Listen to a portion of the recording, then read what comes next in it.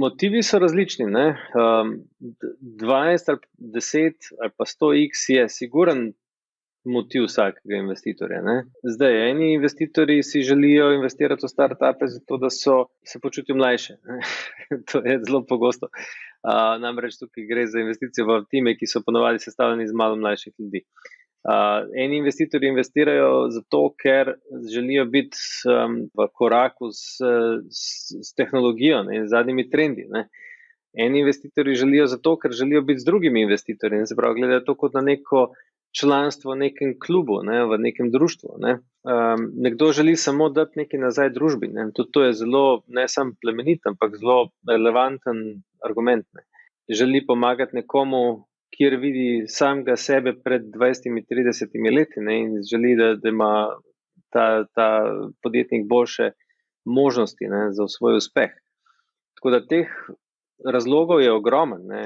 Enega, ki ga pa jaz zdaj trenutno vidim, ne, je pa tudi ta, da so investicije v startupe kljub svoji tveganosti v tem trenutku najverjetneje manj volatilne kot pa marsikater delniški trg, ne. In se splača en majhen del svojega portfelja nameniti tudi v ta segment. V teh zelo zgodnjih fazah je v bistvu ekipa tista, ki je dostikrat mogoče celo bolj pomembna kot pa sama ideja ali pa recimo temu tam, kjer štartajo, ne. Pa idealno je, da imaš pač v bistvu mogoče nekoga, ki je serijski podjetnik, ki je zraven.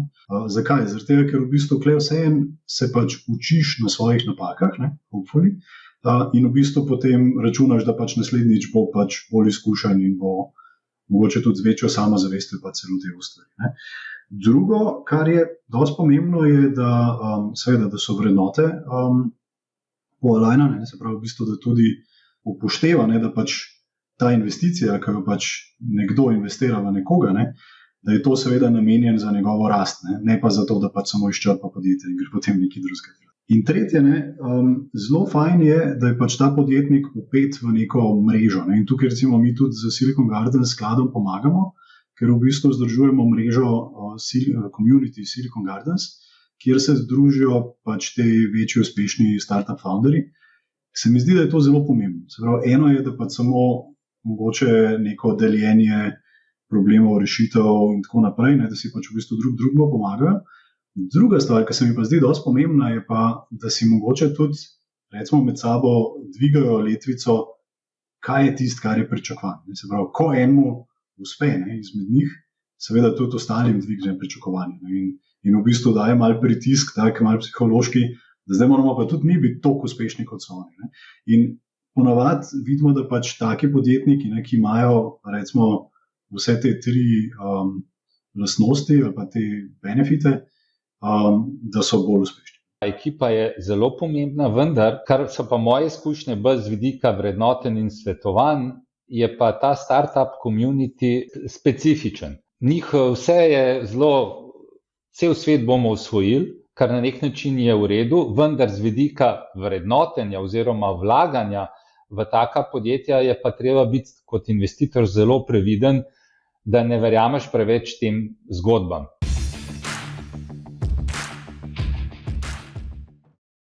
Ja, zdaj pri nas v tem 6-milijonskem skladu imamo v bistvu 3 korake, kako vstopamo noter, ne.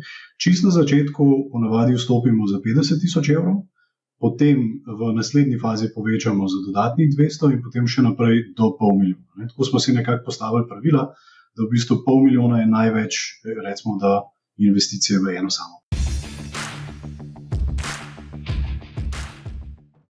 Na koncu bom rekel, vsak investitor za sebe odloča, tako da tukaj zdaj ni nekih pravil. So pa študije in recimo za ta startup podjetja, ZDA je najbolj razvit trg, tako da tam je tudi največ tovrstnih študij. Študije so pokazale, da se pričakuje med 50 in 70% donosnostjo. Na leto moraš to upoštevati. Ravno je v tem logika, tveganje, da bo podjetje preživelo, pa da bo sploh ustvarjalo denarni tok, je zelo veliko in zato je zahtevana donosnost kot izraz tveganja toliko visoka.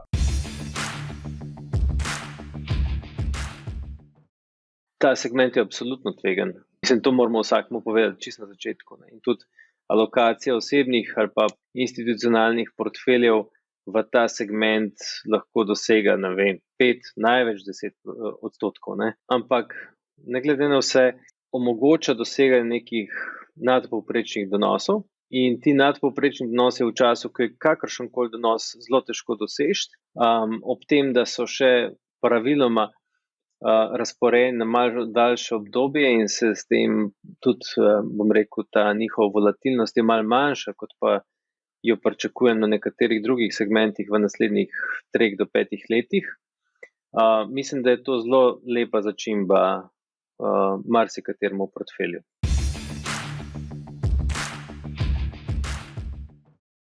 Čisto odvisno. Ne? Zdaj, lahko je, da pa se nek sklad zaključuje in mora zaradi tega pač v bistvu izstopati, ali pa čisto enostavno, ker je pač v bistvu mogoče neka priložnost. Nič nenavadnega ni, ne, da se dostikrat zgodi, da te early stage investitorje potem odkupi nekdo v poznejših fazah. Se pravi, tudi nek drug investitor, mogoče od kakšen private equity, preden pride do nekega proper M&A ali pa IPO. Ne. Kar se mi zdi pa dosti pomembno, je pa, da mogoče vse en podjetnik, da se ne ukvarja s tem, da nima nekega pritiska. Jaz moram pa zdaj exit narediti v naslednjih 5 letih, ne, ker se mi zdi, da lahko je to pač dosti škodljivo. Ne. Na koncu je pomemben denarni tok, prosti denarni tok. Ker če pogledamo, zakaj investitor vlaga v neke naložbe? Zato, da bo maksimiral svoje premoženje oziroma ustvarjal donos. In to se ustvarja samo z ustvarjanjem denarnega toka iz teh naložb.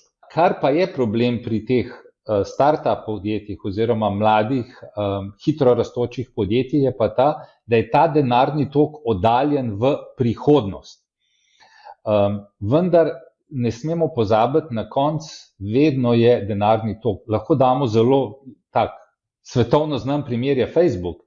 Leta in leta so gradili na povečevanju števila uporabnikov, na neki točki pa so začeli te uporabnike monetizirati. Pomeni, da so začeli generirati denarni tok, in to je na koncu bistvo igre in investitor mora v bistvu oceniti, kakšen je ta potencial.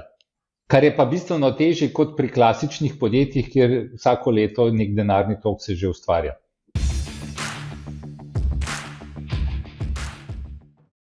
V bistvu bomo peljali slušatelje čez naš proces ocenjevanja posamezne naložbe in pa postopka same investicije, pa ne samo investicije, ampak tudi monitoringa, se pravi spremljave podjetja in njegovega nadaljnjega razvoja. Skratka, mi bomo povedali, na katera področja damo največ poudarka, ko se odločamo za svojo investicijo. Lahko malo spoiler alert, ampak to je v bistvu podjetje najbolj zavisi od founderjev, od ekipe, ne, se pravi, največ se ukvarjamo z ekipo. Potem imamo seveda produkt, ne, katerega detaljno pogledamo market potencial, se pravi tržni potencial, da vidimo, koliko se da narediti na tem trgu.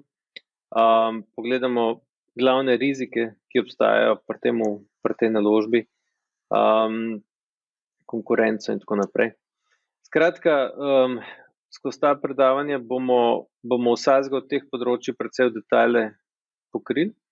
Potem pa seveda, ko enkrat pride do investicije, pa bom predstavil to, kako mi investicijo spremljamo in kako ji pomagamo, da čim hitreje gre čez te ranljive faze, kaj je support, ki jim ga dajemo, na kak način spremljamo njihovo poslovanje, kaj če gre nekaj narobe, kaj če nek član ekipe zapusti pač to igro, ne, kako mu poiščemo nadomestilo in tako naprej. Se pravi, ogromno enih stvari, ki vplivajo na to, a na koncu pride do tega 12x ali ne, ali pa 10x. Nekaj od tega bomo poskušali predstaviti oziroma še komu osvetliti. No.